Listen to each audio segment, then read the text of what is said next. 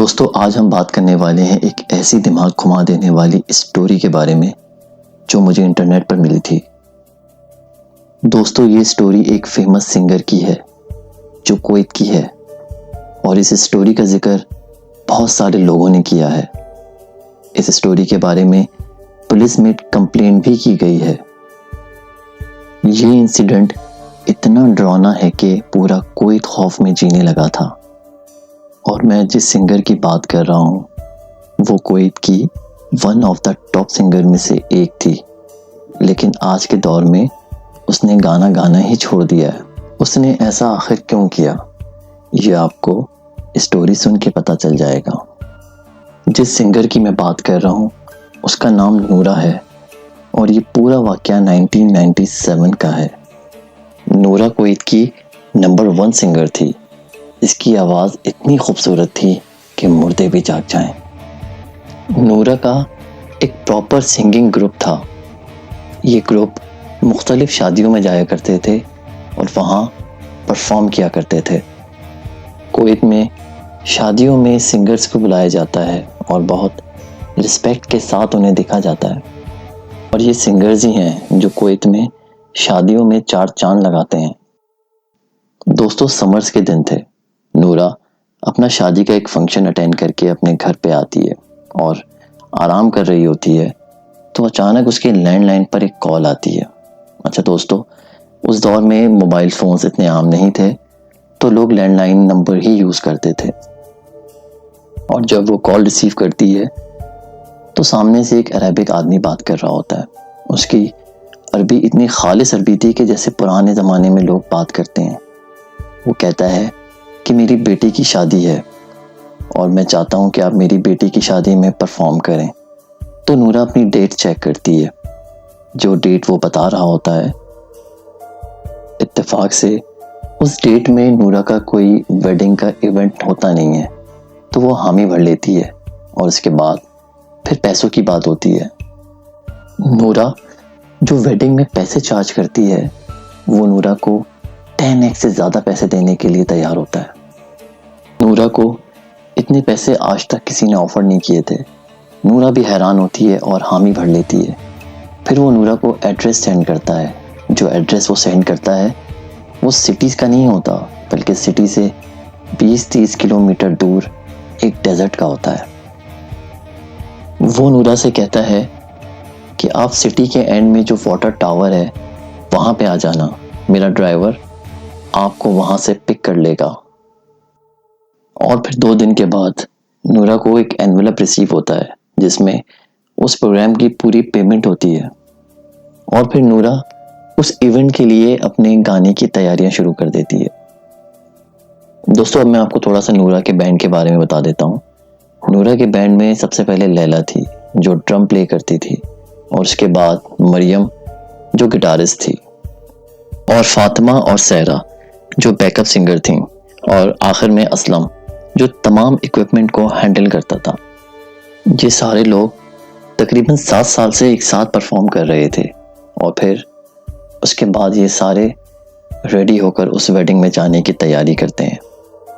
और फिर शहर के कोने में जो वाटर टावर होता है ये वहाँ पहुँच जाते हैं। जब ये वहाँ पहुँचते हैं तो वहाँ 2 गाड़ियाँ ऑलरेडी खड़ी हुई होती हैं। ये उन दोनों गाड़ियों में एडजस्ट हो जाते हैं और फिर वो गाड़ी सहरा की तरफ निकल जाती है और आहिस्ता आहिस्ता शहर का जो व्यू है वो नज़र नहीं आता। सिर्फ सहरा में 2 गाड़ियाँ नज़र आती हैं और चांद की रोशनी होती है। इसके अलावा कुछ नहीं होता और तकरीबन 2 से 3 घंटे तक ये ड्राइव करते हैं और उसके बाद इनको सहरा में एक आदमी नज़र आता है जो अरबी ट्रेडिशन कपड़े पहना हुआ होता है, जो इनका जुब्बा होता है वो पहना हुआ होता है और उनको इशारा करता है कि मेरे पीछे आने के लिए। तो ये उसके पीछे चल पड़ते हैं।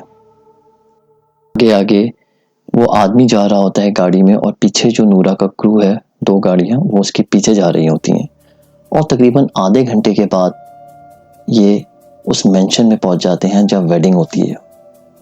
वो मेंशन इतना बड़ा होता है कि कुवैत में उससे बड़ा कोई मेंशन नहीं होगा और बहुत खूबसूरत होता है। नूरा भी बहुत हैरान होती है कि इतना बड़ा मेंशन उसने ज़िंदगी में आज तक नहीं देखा था।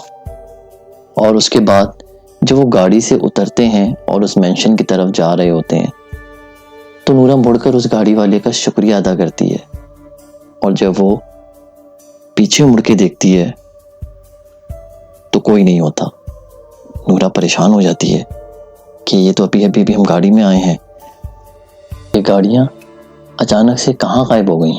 नूरा ये सब सोच ही रही होती है तो अचानक से उसके सामने एक औरत आ जाती है जो पुरानी विंटेज ड्रेस में होती है, जो अरेबिक लोग जो पहनते हैं उस तरह का उसका ड्रेस होता है। वो नूरा को और उसके बैंड को वेलकम करती है और उनको अंदर आने के लिए कहती है। तो नूरा उनके पीछे पीछे अंदर जाती है और जब वो एंटर हो रहे होते हैं उस मेंशन के अंदर तो वहाँ एक बहुत तेज़ खुशबू आ रही होती है, जैसे अतर की खुशबू होती है उस तरह की उसकी खुशबू होती है, लेकिन बहुत तेज़, इतनी तेज़ कि सर में दर्द हो जाए। जब वो उस जगह पे पहुँचते हैं कि जहाँ उनको परफॉर्म करना होता है तो वो औरत कहती है कि आप 10:30 बजे तक परफॉर्मेंस शुरू कर देना, दुल्हन आधी रात तक आ जाएगी। तो नूरा स्टेज पे जाती है अपने बैंड के साथ और वहाँ पे जाके ये लोग अपनी चीज़ें वगैरह सेट कर रहे होते हैं। अब उन्होंने साउंड सिस्टम ऑन करा और 10 बजे के आसपास कोई साउंड चेक किया, लेकिन साउंड चेक के दौरान जो कुछ हुआ वो थोड़ा ऑफ था। नूरा की आवाज़ एकदम गूंजने लगी थी, उसकी आवाज़ में इको आ रहा था। नूरा को लगा शायद कोई टेक्निकल एरर है, उसने उस चीज़ पर इतना ध्यान नहीं दिया। अब तकरीबन 10:30 बजे के बाद मेहमान आना शुरू होते हैं। फिर उसके बाद से पूरा एटमॉस्फेयर चेंज हो जाता है। जो हॉल पूरा खाली था एकदम से भर जाता है। मतलब लोग अंदर आते हुए नज़र नहीं आते, बस ऐसा लगता है कि वो अचानक से उस हॉल के अंदर इंटर हो गए हैं। और फिर थोड़ी देर के बाद नूरा गाना गाना शुरू करती है। सब लोग एंजॉय कर रहे होते हैं, लेकिन वो लोग कुछ अजीब तरीके से एंजॉय कर रहे होते हैं, जैसे वो एक ही तरह से डांस कर रहे थे। जैसे कि हॉल में अगर 300-400 लोग हैं तो उनका डांस मूव जो था वो बिल्कुल सेम था। ऐसा पॉसिबल हो नहीं सकता, क्योंकि 300 लोग एक साथ डांस कर रहे हों और एक ही स्टेप के साथ, ये थोड़ी अजीब बात थी। और वो नॉन स्टॉप डांस कर रहे थे। तकरीबन रात के 11:30 बज रहे थे। नूरा को ये सब कुछ अजीब सा फील हो रहा था। और फिर एकदम से एक औरत नूरा के पास आती है और उसको कुछ पैसे देती है। और जब नूरा इस औरत के हाथ से पैसे लेती है तो उसके औरत जो होती है उसके हाथ कोयले की तरह गर्म होते हैं और उसकी आंखें बड़ी बड़ी होती हैं। नूरा को उस औरत से खौफ आने लगता है। तो नूरा की नज़र अपनी बैंड में जो लड़की मरियम है उसकी तरफ पड़ती है। जब नूरा उसको देखती है तो उसकी आंखें बड़ी बड़ी होती हैं और वो घबराई भी होती है। फिर नूरा को ये फील होता है कि ये सिर्फ मेरे साथ नहीं हो रहा, ये तो मेरे तमाम दोस्तों के साथ हो रहा है जो उस बैंड में थे। नूरा अपने तमाम क्रू मेंबर्स से कहती है कि किसी को शक नहीं होना चाहिए कि हमें डर लग रहा है, हम खामोशी से परफॉर्म करते रहेंगे। और नूरा गा गा कर थक गई थी, लेकिन उनका डांस ख़त्म होने का नाम ही नहीं ले रहा था। वो नॉन स्टॉप नाचे जा रहे थे, बस नाचे जा रहे थे। और फिर अचानक एकदम से उस हॉल में धुआं उठता है। इतना धुआं शदीद होता है कि कुछ नज़र नहीं आता। और जब वो धुआं आहिस्ता आहिस्ता ख़त्म होता है तो जो लोग सामने बैठे हुए थे वो कुछ अजीब से हो जाते हैं, जैसे उनके जो पैर होते हैं वो भेड़ की तरह हो जाते हैं, जैसे भेड़िए के पैर होते हैं, और उनके हाथ लंबे लंबे हो जाते हैं। नूरा को बहुत खौफ आ रहा होता है ये सब चीज़ें देखकर। और नूरा की बैंड में जितने भी लोग हैं सब खौफ में परफॉर्म कर रहे होते हैं। और परफॉर्म करते करते उनको रात के तकरीबन 3:30 बज जाते हैं और वो थक चुके होते हैं। लेकिन जो सामने जो मेहमान होते हैं उनका नाचना ख़त्म ही नहीं होता। उनके अंदर एक अजीब सी एनर्जी होती है, वो बस नाचे जा रहे होते हैं। और फिर अचानक से अंधेरा हो जाता है और लाइट बुझ जाती है और इतना अंधेरा होता है कि बराबर में कौन खड़ा है ये भी नज़र नहीं आ रहा होता। और फिर अचानक से जिस हॉल में इतना शोर हो रहा होता है वहाँ पे अचानक खामोशी हो जाती है और ऐसा लग रहा होता है कि लोग वापस जा रहे हैं। मतलब उनकी आवाज़ नहीं आ रही होती, सिर्फ उनके कपड़ों की आवाज़ आ रही होती है। और फिर अचानक से एक आवाज़ आती है, यल्ला यल्ला, यानी भागो। नूरा और उसका क्रू भागने लगता है। वो अपना तमाम इंस्ट्रूमेंट वहीं छोड़ के चले जाते हैं और वो उस जगह से भाग रहे होते हैं। वो मेंशन इतना बड़ा होता है कि उनको बाहर निकलने का रास्ता नहीं मिल रहा होता। वो कभी किसी कमरे में जाते हैं, कभी किसी कमरे में जाते हैं और फाइनली एंड में वो उस मेंशन से बाहर निकल आते हैं। और जब वो उस मेंशन से बाहर आते हैं तो उनकी जान में जान आती है। जब वो बाहर आते हैं मेंशन के, तो उनको वही गाड़ी नज़र आती है जो उस मेंशन में उनको छोड़ने के लिए आई थी। वो गाड़ी खड़ी हुई होती है और ये उस गाड़ी में जाकर बैठ जाते हैं। नूरा उस ड्राइवर को कहती है कि हमें जल्दी से वहीं छोड़ दो जहाँ से आपने हमें पिक किया था।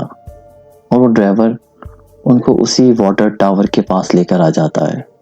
सामने कोई नज़र आ रहा होता है, वही लोग नज़र आना शुरू हो जाते हैं, तो उनकी कुछ जान में जान आती है। फिर वो गाड़ी उनको उस वाटर टावर के पास छोड़कर चली जाती है और फिर वहाँ से ये लोग टैक्सी में बैठ जाते हैं और अपने अपने घर की तरफ रवाना हो जाते हैं।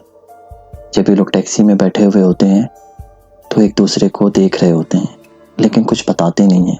इन लोगों की आंखों में खौफ होता है कि जो कुछ उनके साथ हुआ वो बहुत डरावना था। उसके बाद नूरा अगले दिन पुलिस स्टेशन जाती है और वहाँ पे जाके सारा वाक़या बताती है कि मुझे किस तरह से कॉल आई और हम किस तरह से वहाँ पहुँचे और जो भी कुछ उनके साथ हुआ वो सब पुलिस को बताती है। पुलिस वाले नूरा के साथ उसी जगह पर जाते हैं, उसी मेंशन में जाते हैं। और जब वहाँ वो पहुँचते हैं तो वहाँ कोई मेंशन नहीं होता, लेकिन एक बात ज़रूर होती है, जो गाड़ी उनको वाटर टावर के पास लेने के लिए आई थी, उस गाड़ी के टायर के निशान उनको उस डेजर्ट में मिले, लेकिन वो मेंशन कहीं नहीं मिला। पुलिस वाला नूरा से कहता है, आपको शायद कोई वहम हुआ होगा। मगर नूरा और उसके क्रू मेंबर जानते थे कि उनके साथ क्या हुआ है। घर आने के बाद नूरा एक लाइब्रेरी में जाती है और वहाँ पे जाके उस रेगिस्तान की हिस्ट्री के बारे में पढ़ने लगती है। तो उसको पता लगता है कि ये हवेली थी, लेकिन 1987 में खंडर होने के बाद उसको तोड़ दिया गया था। उसके बाद नूरा उस आदमी को कांटेक्ट करने की कोशिश करती है कि जिसने उसको कॉल की थी, लेकिन वो नंबर उसका बंद आ रहा होता है। और उसके बाद फिर नूरा उस कोरियर वालों को कांटेक्ट करने की कोशिश करती है कि जिसके थ्रू उसको पैसे रिसीव हुए थे, लेकिन उसका भी कोई रिकॉर्ड नहीं होता। उस वक्त नूरा की उम्र 35 ईयर्स थी और वो कुवैत की टॉप सिंगर थी, लेकिन इस वाक़े के बाद से उसने गाना गाना छोड़ दिया था। बहुत से लोग कहते हैं कि नूरा ने ये सब अटेंशन पाने के लिए किया है। आपको क्या लगता है? मुझे कमेंट्स में लाजमी बताइएगा और वीडियो को लाइक ज़रूर कीजिएगा और चैनल को सब्सक्राइब भी कर दीजिएगा। तो मिलते हैं दोस्तों अगली वीडियो में। अपना बहुत सारा ख्याल रखिएगा। जब तक के लिए अल्लाह हाफ़िज़।